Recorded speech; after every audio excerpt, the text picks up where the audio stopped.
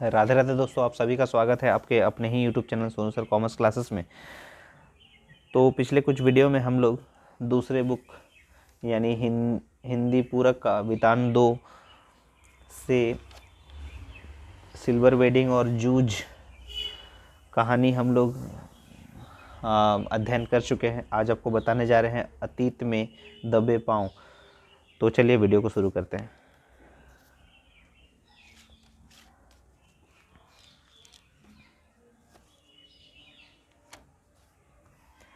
अतीत में दबे पांव ओम थानवी जी का लिखा हुआ है। तो इसमें कुछ बहुविकल्प प्रश्न दिया गया है। तो पहला प्रश्न क्या है वो हम लोग देख लेते हैं। तो पहला प्रश्न दिया गया है कि सिंधु घाटी की सभ्यता में मिले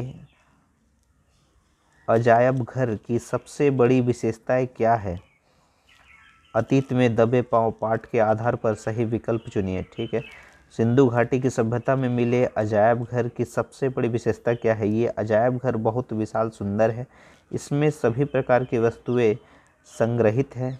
इसमें औजार तो है परंतु हथियार नहीं है।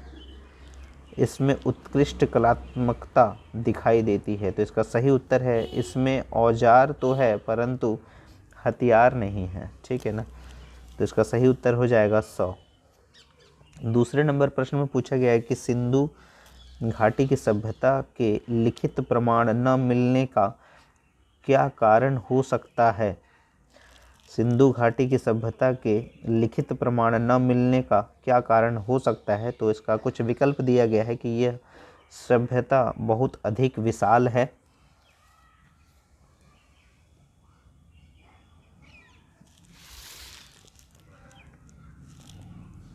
दूसरा है कि इतनी पुरानी सभ्यता के लिखित प्रमाण मिलने संभव नहीं, इस सभ्यता के केवल मौखिक प्रमाण मिले हैं, या यह सभ्यता अत्यंत सीमित और कमज़ोर थी। तो इसका सही उत्तर हो जाएगा इतनी पुरानी सभ्यता के लिखित प्रमाण मिलना संभव नहीं। ऑप्शन ब सही हो जाएगा। ठीक है ना।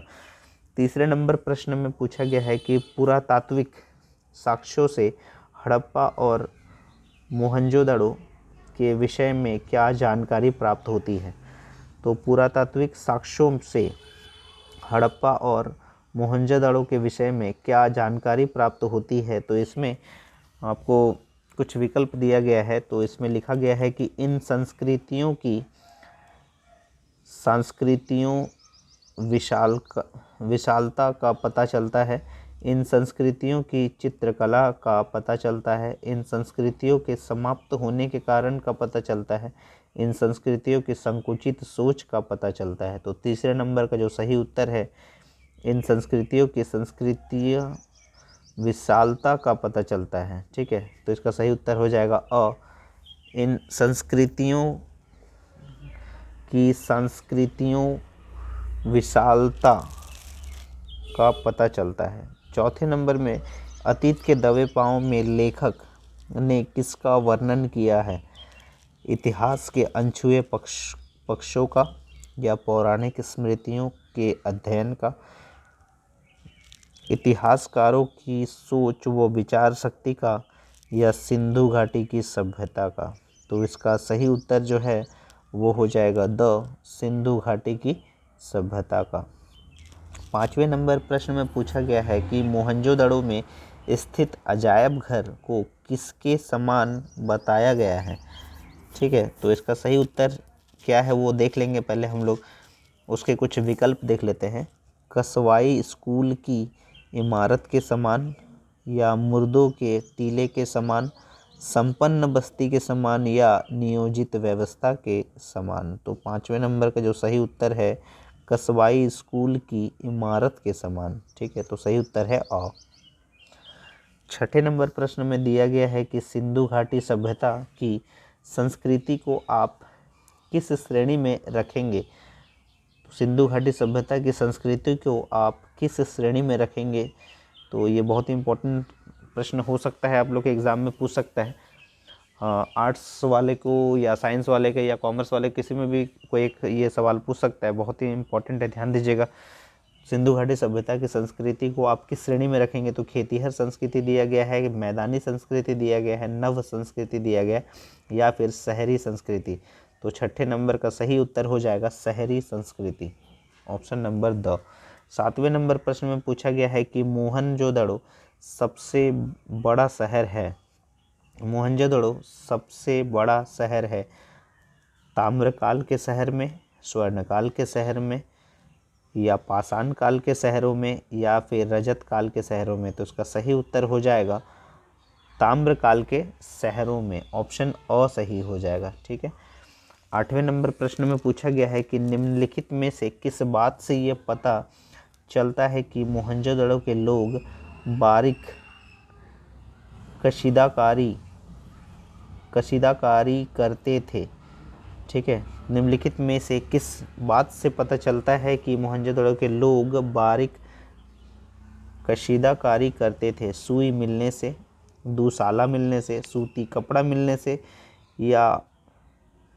या दोनों ऑप्शन हो जाएगा, सुई मिलने से या दुशाला मिलने से। तो 8वें नंबर का जो सही उत्तर है वो है द, अ और ब, यानी सुई मिलने और दुशाला मिलने से। तो ऑप्शन नंबर द हो जाएगा। ठीक है, उम्मीद है आपको सारे उत्तर समझ में आ रहे होंगे। 9वें नंबर प्रश्न में आ गए हम लोग। 9वें नंबर प्रश्न में पूछा गया है कि मोहनजोदड़ो और हड़प्पा के रहस्य आज भी रहस्य क्यों बने हुए हैं?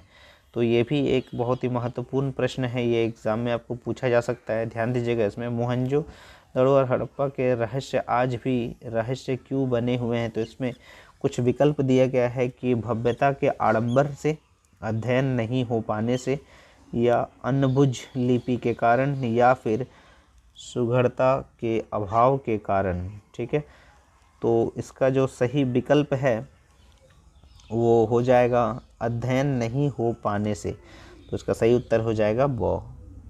ठीक है, तो यहाँ क्या पूछा था? मोहनजोदड़ो और हड़प्पा के रहस्य आज भी रहस्य क्यों बने हुए? अध्ययन नहीं हो पाने से। ठीक है, उम्मीद है समझ में आएगा। क्वेश्चन नंबर 10वें में पूछा गया है कि मोहनजोदड़ो हड़प्पा से प्राप्त हुई नर्तकी की मूर्ति किस राष्ट्रीय संग्रहालय में रखी हुई है?